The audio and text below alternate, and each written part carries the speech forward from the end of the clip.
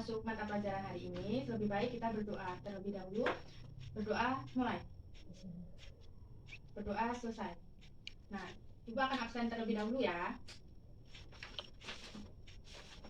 Yang pertama ada Bella, ada Sinta, ada Michelle, Rika, Inggit, Ada. Kakak. Pergi mana Bu? Bolos. Dia sering bolos apa gimana? Ya. Besok bilangin jangan bolos lagi ya. Nah, setelah Ibu akan menjelaskan materi yang akan kita bahas hari ini, yaitu adalah ada bioteknologi. Nah, materi bioteknologi ini kita akan membahasnya ada dua, yaitu bioteknologi modern dan bioteknologi konvensional. Nah, di mana nanti kalian Ibu akan menjelaskan dan di akhir kalian akan meresum apa yang telah Ibu sampaikan. Jadi kalian harus perhatikan baik-baik ya. Nah, kita mulai di sini. Sebelumnya ada yang tahu nggak ini apa? Nah, ini merupakan contoh produk dari bioteknologi. Nah, kelihatan nggak sih? Kelihatan. Jadi, bioteknologi sendiri ini merupakan ilmu yang mempelajari. Nah, bioteknologi sendiri ini merupakan ilmu cabang biologi yang mempelajari tentang pemanfaatan makhluk hidup secara sebagian atau seluruh untuk menghasilkan barang atau jasa. Nah, kayak contohnya tuh kalian tahu itu tempe, tahu, ya, yogurt, ya. Nah, itu merupakan contoh dari bioteknologi. Nah, kan bioteknologi dibedakan. Nah, selanjutnya kita akan membahas bioteknologi. Bioteknologi itu kan ada dua. Yang pertama ada bioteknologi konvensional dan bioteknologi modern. Nah, sebelumnya Ibu mau tanya, ada yang tahu nggak contoh dari bioteknologi konvensional itu seperti apa? Tempe, tahu. Nah, bagus. Nah, ya seperti itu. Nah, bioteknologi konvensional itu dia lebih ke tradisional. Dia merupakan jenis bioteknologi yang menggunakan jasa dari bakteri, jamur, fungi, dan mikroorganisme lainnya. Nah, contohnya seperti itu tadi, yaitu kayak seperti tempe, yogurt, kecap, dan lain-lainnya ada. Nah, dari bioteknologi konvensional ini dia ada dua cara, yaitu yang pertama ada fermentasi sama selanjutnya ada kita akan membahas tentang bioteknologi konvensional. Nah, kalian tahu nggak contoh, bisa nyebutin nggak contoh dari bioteknologi konvensional? Tahu, tempe. Nah, ya, contohnya seperti itu. Nah, karena bioteknologi konvensional ini merupakan bioteknologi yang mengandalkan jasa dari mikroorganisme yang menghasilkan produk yang dibutuhkan manusia melalui proses fermentasi. Nah, kalau bioteknologi konvensional ini dia lebih ke tradisional. Jadi dia masih menggunakan mikroorganisme, jasa bakteri, jamur seperti itu. Nah, contohnya itu kayak tadi yang sudah disebutkan, yaitu contohnya seperti tahu, tempe, yogurt, dan lain-lainnya. Nah, sedangkan selanjutnya ada ciri-ciri bioteknologi itu dia dilakukan lebih secara sederhana. Yang kedua, tidak memerlukan keahlian khusus. Jumlah produk yang diproduksi dalam jumlah kecil. Nah, selanjutnya ada manfaat bioteknologi konvensional ini ada dia meningkatkan gizi produk-produk makanan dan minuman. Yang kedua ada menciptakan sumber makanan baru, contohnya kayak air kelapa. Nah, air kelapa itu kan bisa diubah menjadi kayak nata de coco, terus kayak susu kedelai itu jadi susu kedelai. Terus kalau di bidang pertanian dia seperti hidroponik. Kalian tahu nggak hidroponik itu seperti apa? Nah, hidroponik itu loh sistem penanaman yang menggunakan sistem perairan air. Nah, dan itu kayak seperti gambarnya. Nah, ini merupakan contoh hidroponik kayak nanam sawi, kangkung, gunain air di talang gitu loh.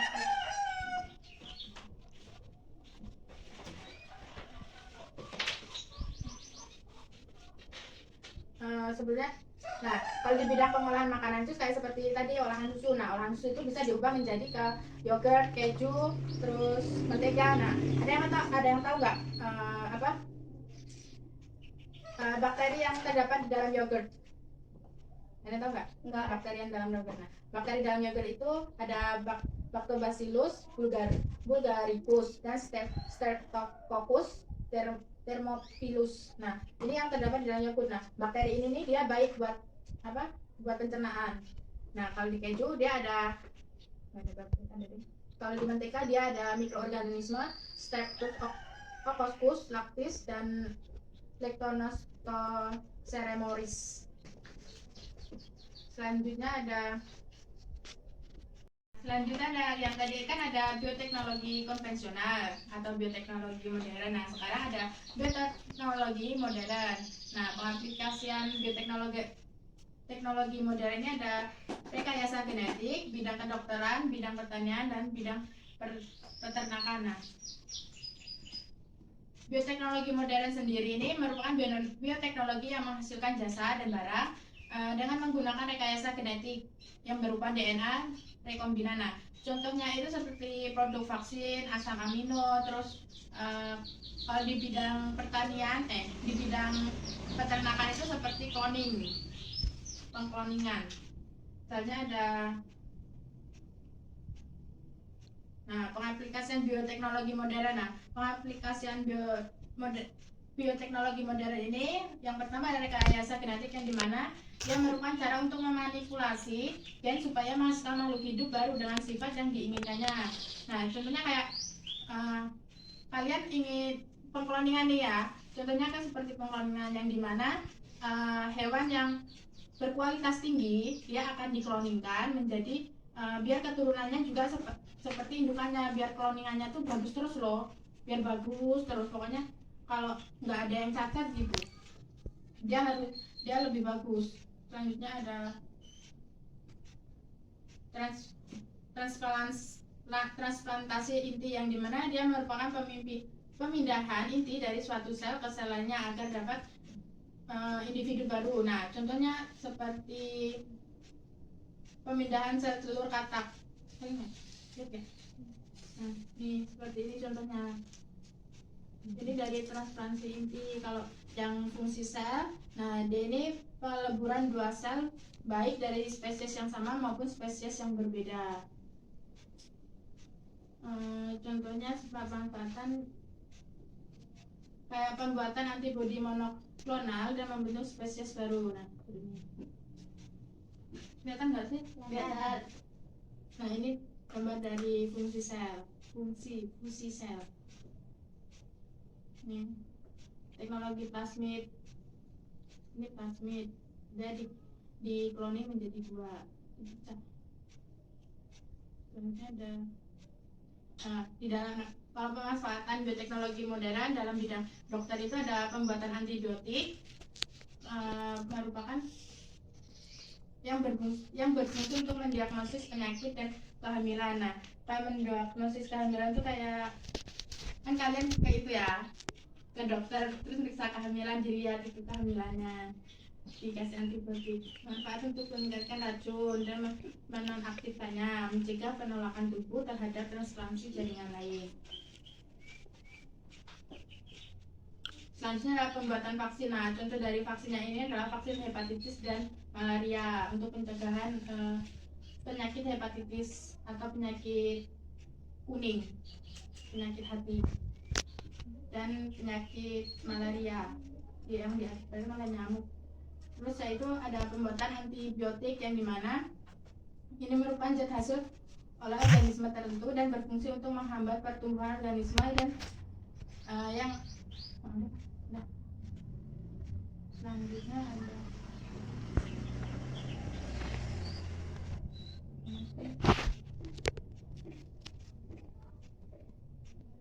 di bidang pertanian. Nah, ini gambar ini loh, ini rekayasa genetika. Nah, ini kayak ini bidang pertanian, contohnya kayak tomatnya kecil-kecil, terus jagungnya berwarna banyak loh. Satu jagung kan biasanya cuma oranye. Nah, sekarang ada warna hitam, biru, dan lainnya. Terus nanasnya ada yang warna pink, kan nggak ada kan yang warnanya pink. Nah, ini yang tadi dimaksud pengkloningan. Nah, sekarang Ibu akan memperlihatkan kalian tentang video tentang bioteknologi konvensional dan bioteknologi modern. Nah, kalian boleh simak.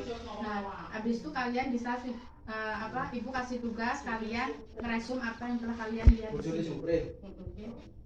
Sing ngeterne Supre. Iki wis sampe iki wis. Nah, ini kan contoh yogurt, mentega, tempe ini merupakan contoh dari bioteknologi konvensional. Nah, ini merupakan sebuah proses pembuatan tempe. Dia menggunakan ragi.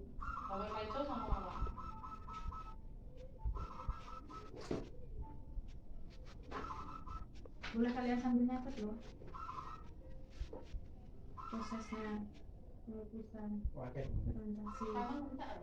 Ente pertama ente nol dhewe ya kesini. Terus teko meneh. Pola ya nan. Kayak isi utuh kayak si anu. Aduh. Heeh, isi utuh. Itu kalau dulu. Iki wis enek anu neh, sirup.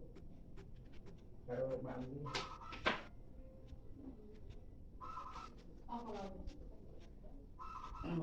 Lele dia gede.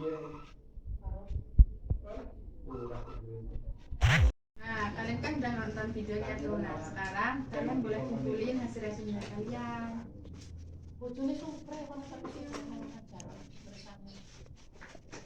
Acaranya harus mesti simpan.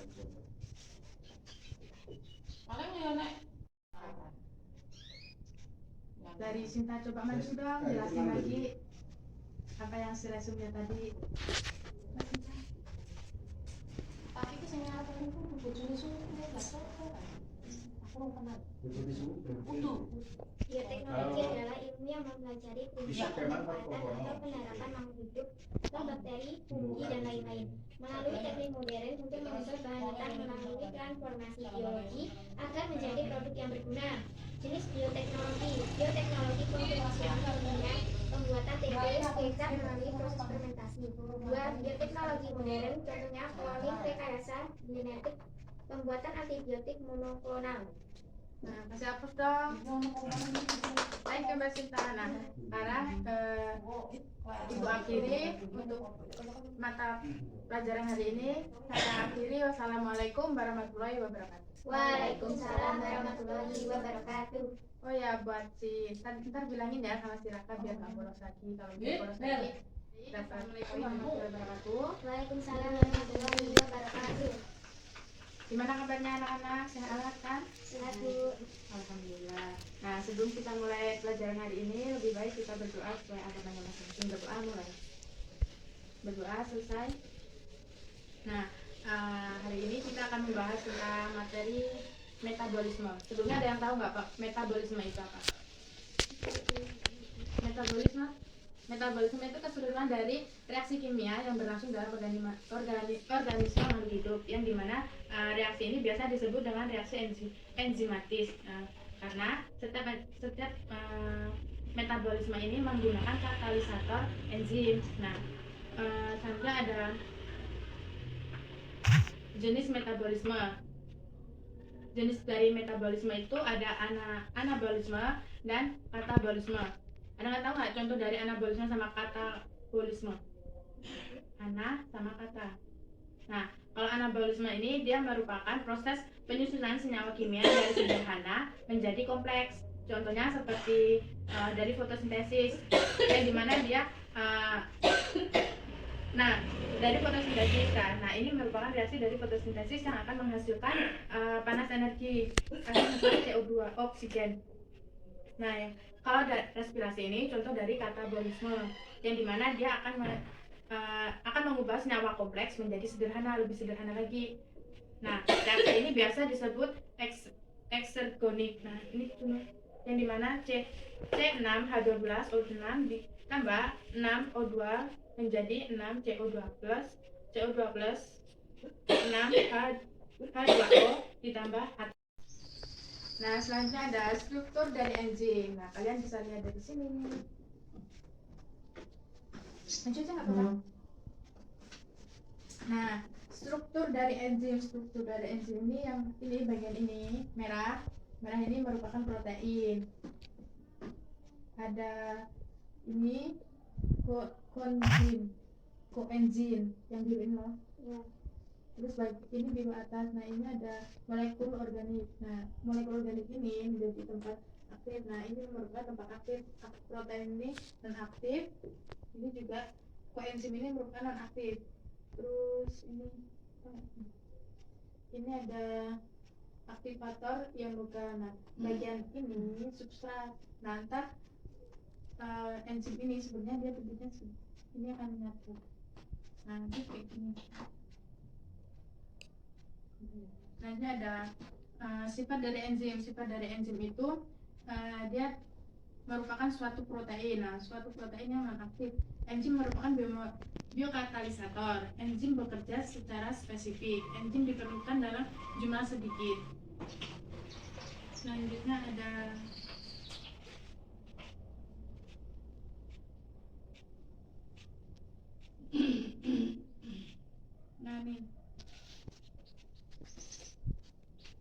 cara kerja enzim. Cara kerja enzim itu ada dua, Luke and Kay atau Fisher, yang dimana teori Luke and Kay ini teori gembok dan kunci. Terus teori ini menyatakan enzim mempunyai bentuk tertentu yang hanya sesuai dengan satu jenis substratnya saja. Nah, gambarnya seperti ini. Yang dimana yang sebelah sini ini merupakan enzim. Nah, kotak-kotak ini, kotak-kotak ini dia merupakan substrat. Terus ini, nah, terus kan ini masih belum nyatu ya. Terus ini jadi dia akan menyatu kalau dia Luke and Kay, gembok, teori kunci dan gembok. Nah, sebenarnya kurang lebih seperti ini. Selanjutnya ada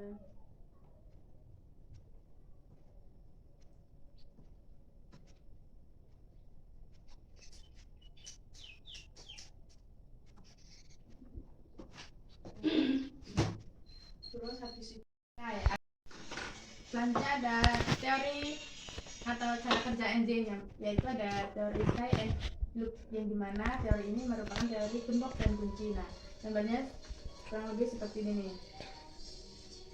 Yang E ini merupakan enzim. Nah, yang E ini merupakan substrat. Nah, jadi kalau dia digabungin seperti ini menjadi kompleks. Ini kan sebentar kompleks.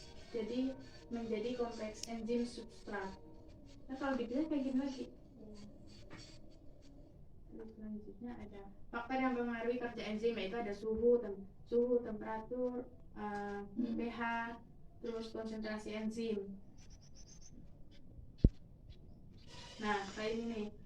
Kalau pada konsentrasi enzim yang dimana gambar ini kan grafiknya ya, semakin tinggi konsentrasinya maka semakin cepat reaksinya. Jadi semakin tinggi konsentrasi, jadi makin cepat reaksinya. Selanjutnya ada ini konsentrasi enzim dan substrat. Nah, kalau semakin yang ini kecepatan konsentrasi enzim, nah ini substratnya dia akan konstan atau datar.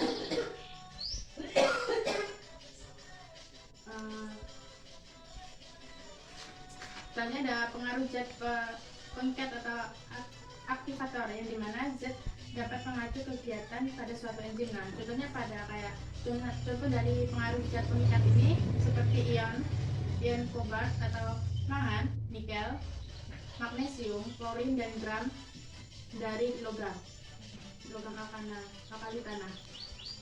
Selanjutnya ada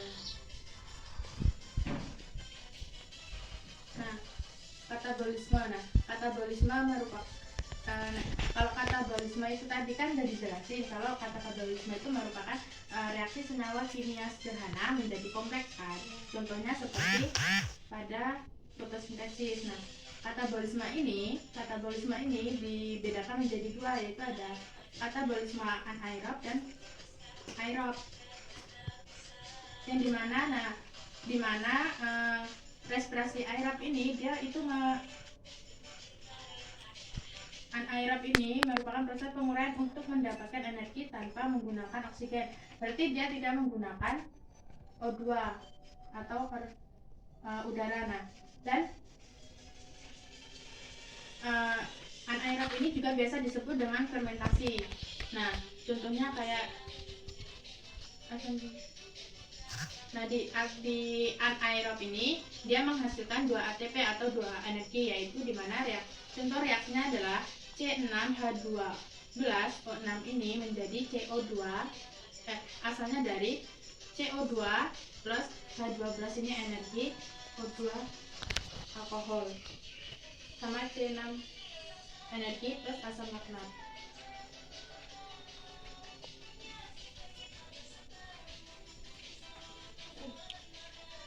Selanjutnya ada macam respirasi aerob. Ini ada fermentasi alkohol. Dia menggunakan ragi Saccharomyces cerevisiae. Terus ada fermentasi asam laktat. Nah, ini kalian bisa lihat gambarnya. Yang dimana ini glukosa menjadi diglikolisis menjadi dua asam piruvat juga menjadi asam. Nah, hasilnya ini 2 ADP menghasilkan 2 ADP, 2 NADH menjadi 2 NAD. Kalau yang ini 2 NAD menjadi 2 NADH, kebalikan dari ini.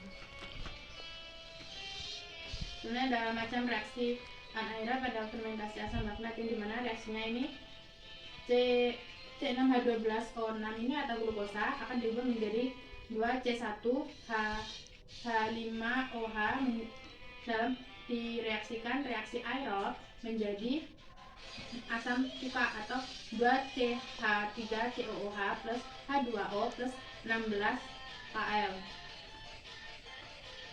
Selanjutnya ada katabolisme aerob. Nah, udah tahu kalau aerob apa? Kalau anaerob dia tidak memerlukan udara. Berarti kalau aerob dia memerlukan udara. Nah, ini reaksinya. Nah, reaksinya itu C6H12O6 plus 6O2 menjadi 6CO2 plus 6H2O plus 36 ATP atau energi. Pelakunya itu biasanya manusia, hewan, tumbuhan. Soalnya tahapan respirasi aerob itu ada glikolisis, dekarboksilasi oksidatif, siklus Krebs, transport elektron. Yang dimana tempatnya kalau glikolisis ini pasti di sitoplasma. Terus substratnya glukosa, hasilnya 2 asam piruvat, 2 ATP, 2 NADH. Perhatikan ya. Iya. Nah, ini merupakan tahapnya glikolisis menjadi quick and fly, gembok dan kunci. Habis itu elektrolit NADH, hasilnya NADH dan FADH2 ini ATP. Kelihatan nggak? Kelihatan. Nah, ini tahapan respirasi aerob. Nah, ini merupakan siklus Krebs.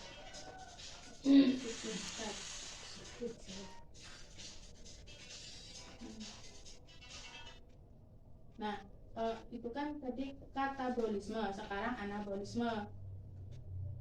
Nah, anabolisme ini kan merupakan rangkaian reaksi penyusun suatu zat organik dari senyawa penyusun suatu zat organik sederhana menjadi kompleks. Berarti yang katabolisme tadi senyawa kompleks menjadi sederhana, respirasi. Kalau yang ini kan anabolisme berarti dia senyawa sederhana menjadi kompleks. Contohnya kayak fotosintesis dan kemosintesis. Nah, fotosintesis merupakan proses anabolisme penyusun CO2. Penyusunnya itu ada CO2 dan H2 menjadi karbohidrat oleh klorofil dengan bantuan energi matahari. Nah, sinar yang paling efektif untuk fotosintesis itu ada sinar merah yang bergelombang panjang lebih dari 680 dan sinar violet dan biru bergelombang pendek. Nah, fotosintesis ini terjadi di kloroplas. Nah, ini gambar kloroplas nih. Lihat nggak? Nah, fotosintesis ini kan terjadi di 2 tahap, yaitu di mana tahap gelap dan tahap terang. Nah, kalau tahap gelap dia tidak menggunakan sinar matahari kan? Nah, dia tidak menggunakan sinar matahari dan terjadi di di stroma. Nah, kalau di gelap itu dia akan lebih cepat tumbuh, namun hasilnya dia tidak mempunyai klorofil. Klorofil kan hijau. Nah, kalau dia lebih cepat tumbuh tapi warnanya kuning, kayak cambah gitu. Cambah itu kan kuning. Terus kalau di terang dia menggunakan cahaya yang biasanya terjadi di gerhana. Nah, reaksi terang terdapat 3 reaksi, yaitu sensibilitas fotofosforilisasi dan fotolisis air. Reaksi dari terang ini O2 dibebaskan, ATP digunakan untuk reaksi gelap, NADH digunakan untuk reaksi gelap.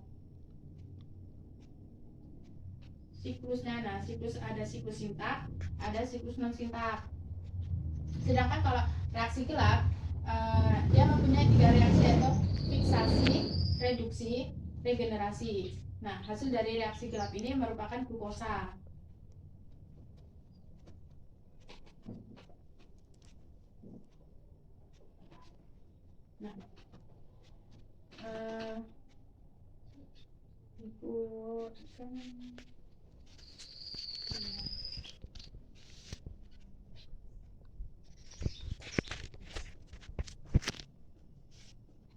Nah, ibu akan menampilkan video. Di sini ada video.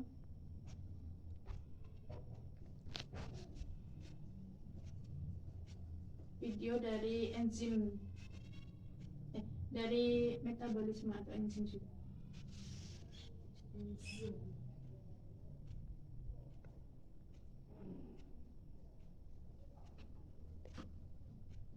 Nah, ini kan enzim, ini gambar enzim nih. Gambar enzim. Enzim itu apoenzim dan kofaktor.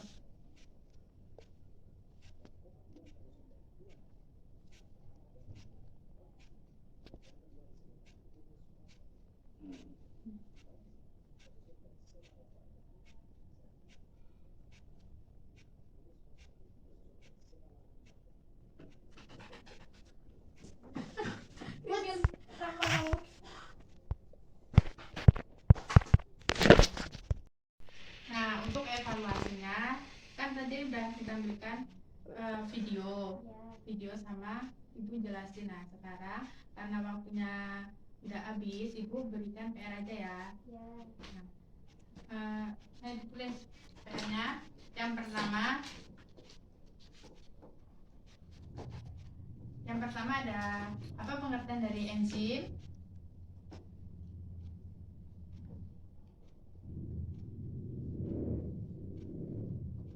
Apa yang dimaksud dengan enzim? Yang kedua, perbedaan dari anabolisme dan katabolisme. Yang ketiga, coba gambarkan dan tulis struktur serta penjelasannya dari struktur enzim, gambar enzim. Nah, ini kalian kerjakan secara berkelompok ya. Nah, untuk materi hari ini sekian, ibu akhiri. Wassalamualaikum warahmatullahi wabarakatuh. Waalaikumsalam Waalaikumsalam warahmatullahi wabarakatuh. Selamat siang anak-anak. Siang. Masih semangat? Semangat. Nah, kalau masih semangat, sekarang kita berdoa terlebih dahulu ya. Berdoa mulai. Berdoa selesai. Nah, sekarang ibu absen dulu ya. Inggit. Hadir. Sinta. Hadir. Bella. Tidak, Bu. Kenapa? Sakit. Oh, ada suratnya? Enggak. Alfa berarti ya. Ya. Nah, sekarang kita akan mempelajari tentang pewarisan sifat menurut hukum Mendel. Nah, yang pertama ada hukum Mendel itu sendiri ditemukan oleh George Johanna Mendel, yang dimana dia menemukannya dengan mempersilangkan si kacang ercis. Nah, kenapa si George Johanna Mendel ini menggunakan kacang ercis? Karena kacang ercis itu sendiri mudah didapat, dia dapat melakukan penyerbukannya sendiri, lalu dia mempunyai perbedaan warna yang mencolok. Nah, persilangan hukum Mendel ini dibedakan menjadi dua. Yang pertama ada hukum satu Mendel, yang dimana setiap gen dalam alel akan berpisah bersekrogasi secara bebas pada saat pembentukan gamet. Nah, hukum satu Mendel ini biasa dengan monohibrid, dengan persilangan monohibrid. Nah, sedangkan kalau hukum Mendel 2 dia merupakan gamet yang akan bergabung pada saat pembentukan individu baru. Nah, kalau hukum 2 ini dia lebih di hibrid. Selanjutnya ada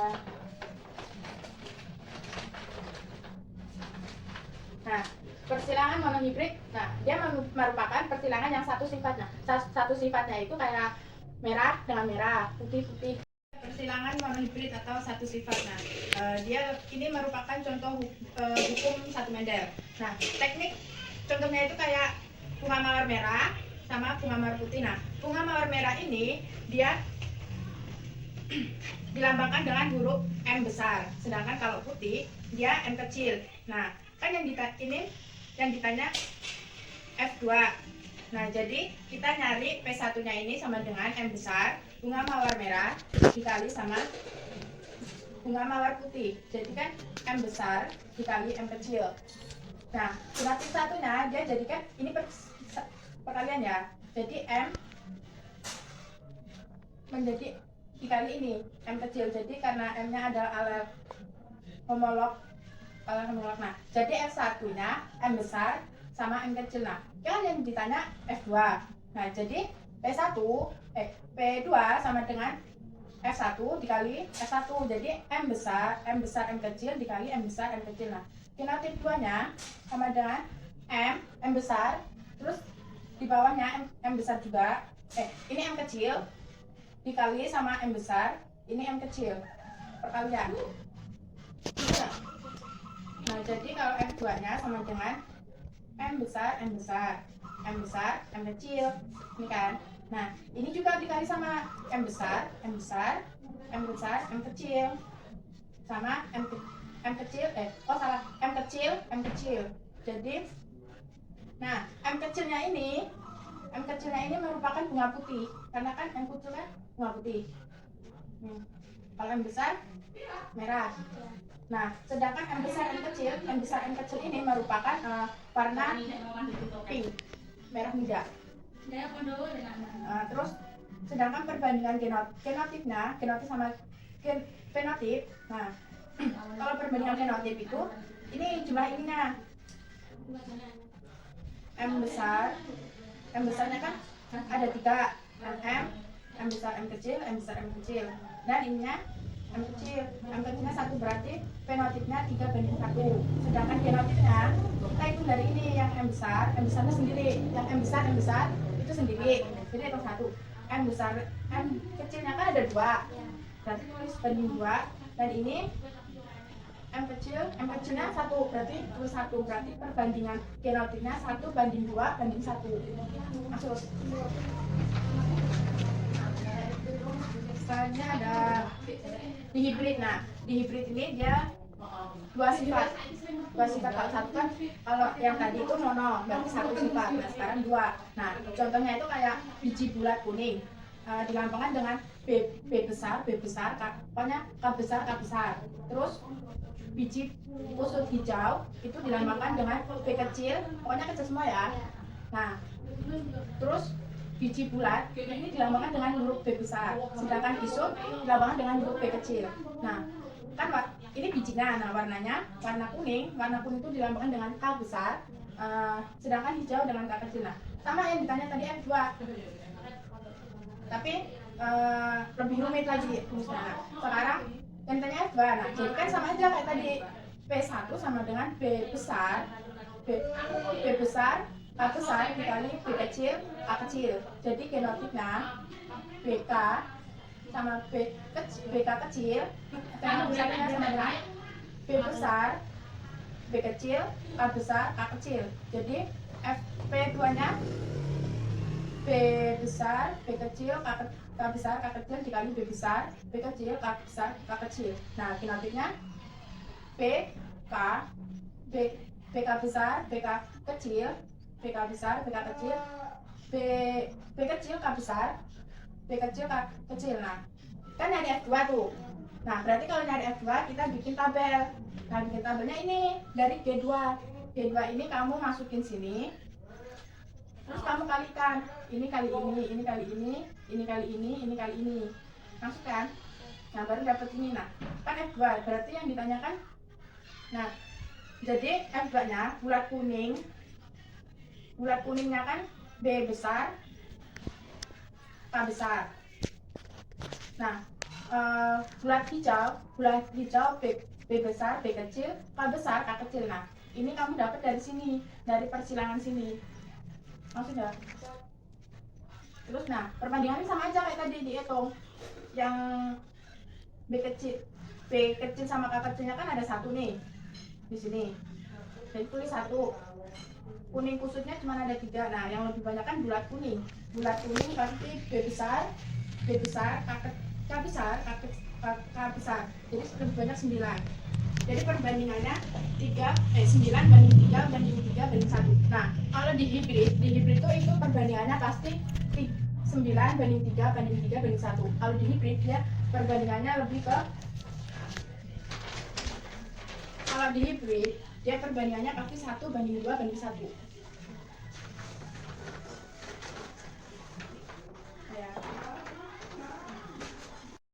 Nah, selanjutnya ada modifikasi nisbah. Dia itu perbandingannya pasti 3 banding 1. Nah, dimana semi dominasi ini terjadi apabila suatu gen dominan tidak menutupi pengaruh aliran resistensinya dengan sempurna.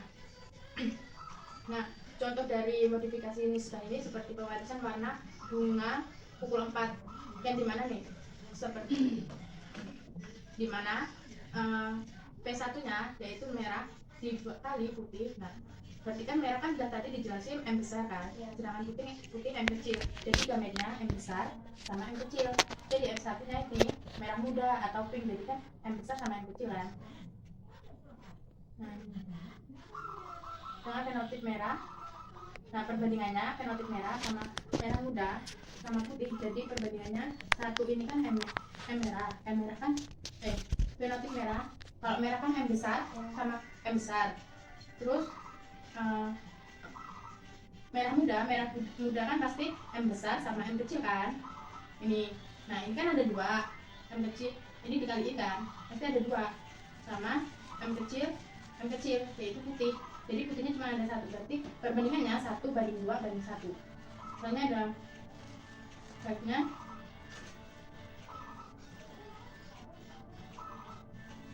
ada gen letal. Nah, gen letal ini dapat mengakibatkan kematian pada individu homozigot atau embrio. Nah, macam-macamnya ada gen letal dominan, resesif sama resesif. Nah, contohnya itu peristiwa letal dominan antara lain dapat melihat pada ayam redap atau stripper. Apabila sesama ayam redap ini dikawinkan, maka ayam redap ini dilambangkan dengan C besar, P kecil, C kecil, P kecil dikali sama aja. Nah, jadi hasilnya kan C besar, P kecil, C besar, P kecil, C besar, P kecil, C kecil, P kecil. Nah, kalian bisa lihat. Nah, jadi kan ini kan dikawinkan, jadi dia hasilnya akan redap. Nih, kan redap tadi kan C besar, P kecil, C kecil, P besar, P kecil. Jadi hasilnya redap. Nah, kalau modifikasi nisbah 9 banding 3 banding 3 banding 1 ini contohnya seperti tadi kayak warna bulu mencit itu kan labu albino, kayak yang tadi seperti ini juga bisa. Ini bisa ayam kayak kita lambangnya ayam jantan ras berpiah ros, terus ayam betina berviral biji, terus ada kayak warna kayak menggunakan warna merah putih kayak gitu.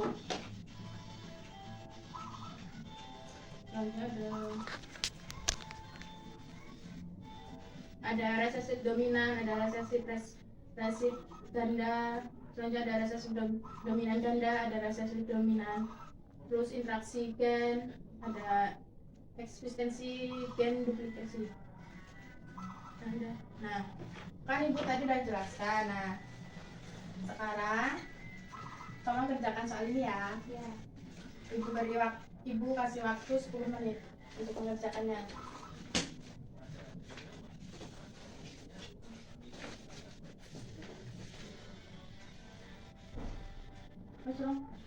Ya. Nah, kalau udah silahkan maju dan kerjakan ya. Silahkan Mbak.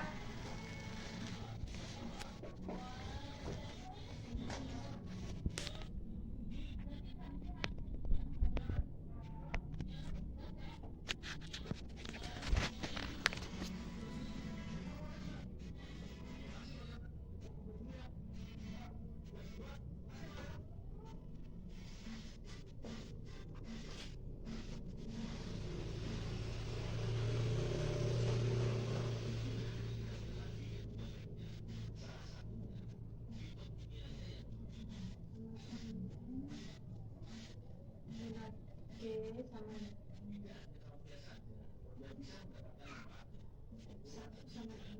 satu aja.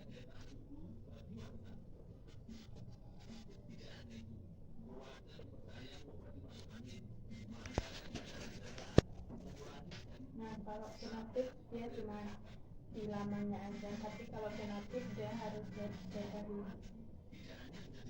lamanya itu apa aja.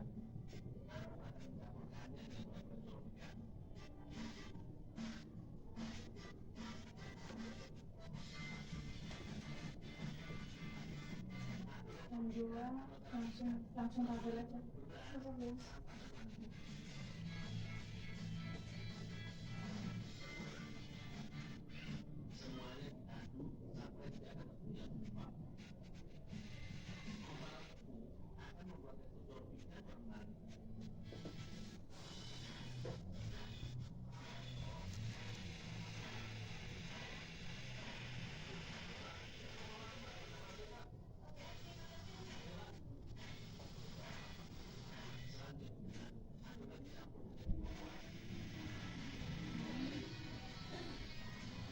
Yang besar aja. Kecil, yang besar, kecil, motif, sinoptik, sinoptiknya yang besar, yang kecil,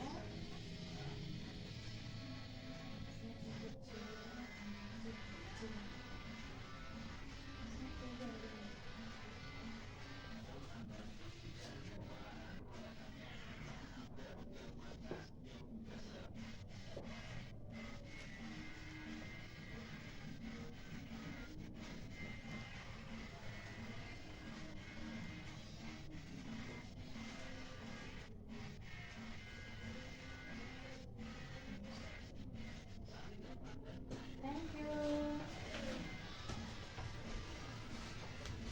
Berarti kalian udah paham ya tentang materi pewarisan sifat dan cara menghitung fenotip-fenotipnya. Nah, kalau sudah, berhubung waktunya udah siang dan udah habis, maka Ibu akhiri. Sekian dari pelajaran hari ini. Ibu akhiri. Wassalamualaikum warahmatullahi wabarakatuh. Waalaikumsalam warahmatullahi wabarakatuh.